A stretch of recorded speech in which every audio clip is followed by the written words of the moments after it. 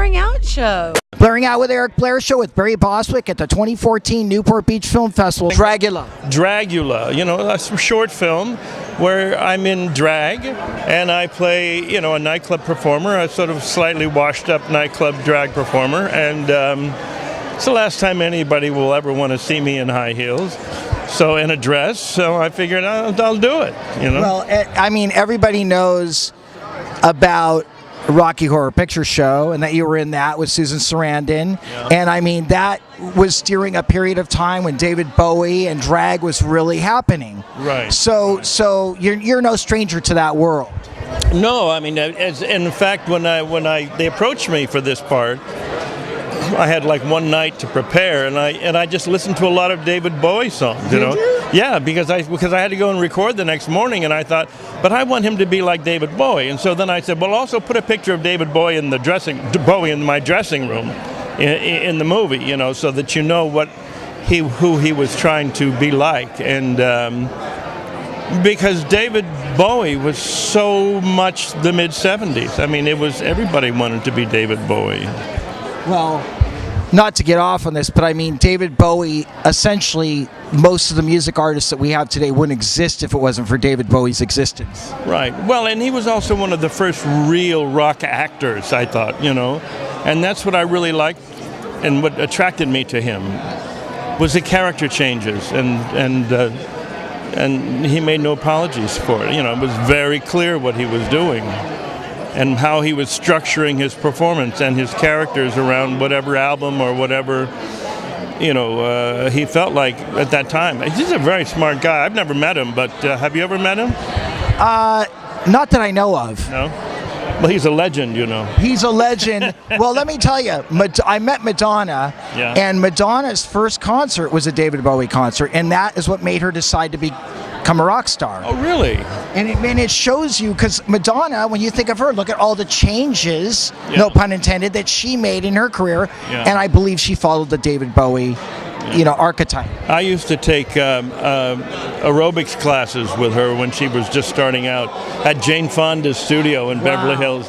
Yeah, she was just starting wearing the crosses and this and that. Yeah, she was a very good aerobicizer, I must say. We couldn't take our eyes off of her. Now, Barry, tell me how you got connected with Dragula. They asked me, Frank Melli, who produced it, found me, and I had done an episode of Glee for the producer of this, and so he knew me, and that's what show business is these days. It's all about relationships, really. What do you think the message is of Dragula? Well, the same thing actually is the message of Rocky Horror Show. Don't dream it, be it. And be yourself under any circumstances, and don't allow other people to tell you who you are, what you can do, what you'll be, where you'll be, and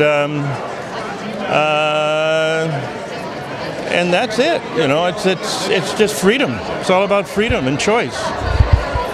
Now, considering the Rocky Horror Picture Show, how many of the relationships that you made on that film do you still keep in contact with any of those people? Oh, I see Patricia Quinn occasionally, and I see Little Nell. We do these Comic Cons occasionally, and meet the fans. And I talked to Meatloaf. He's doing his act in Vegas now. And I saw Tim about a year and a half ago.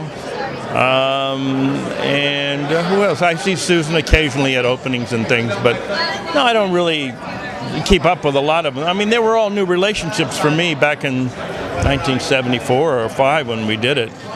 And I was a lot like that character. I was sort of like naive, and I was like a young Republican. I was just like Brad. Really? I still am in many ways, What do you think? More jaded now, I think. Why do you think that movie caught the imagination of a generation? Because all the reasons we're talking, I think it's because it's all about freedom. It's all about being who you are, and that really speaks to young teens, mid-teens, and I can't tell you the number of people who've come up to me over the years and say, Rocky Horror saved my life.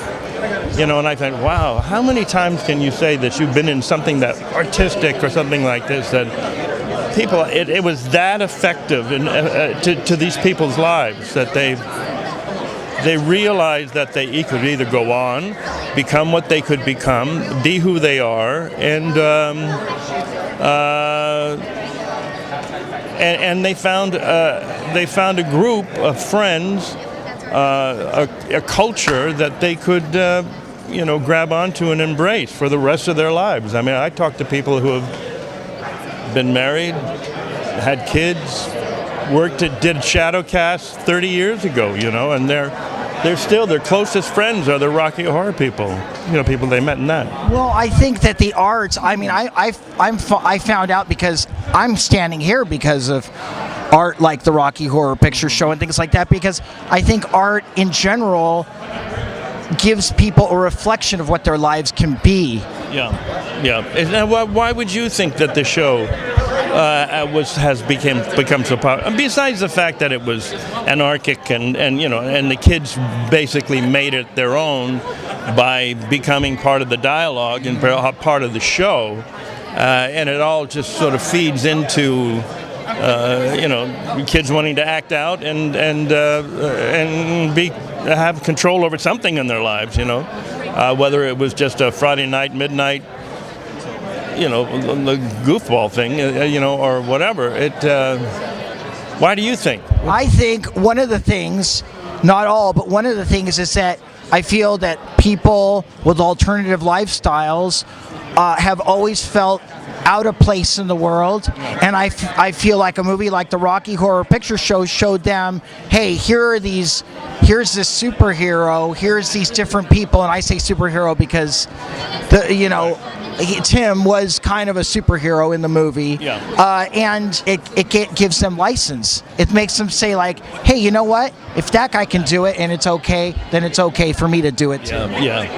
I agree. And it's also it was a reflection of the community theater, little theater in this country was dead and dying. Nobody wanted to go do, Little Mary Sunshine somewhere, but there was still those people, those kids out there who wanted to be in front of people and get out of their, whatever their neuroses was, shyness or whatever. I can't tell you that I'm just shocked by the sizes and shapes of everybody who go up on the stage and just celebrate who they are, and I just think that's the most wonderful thing.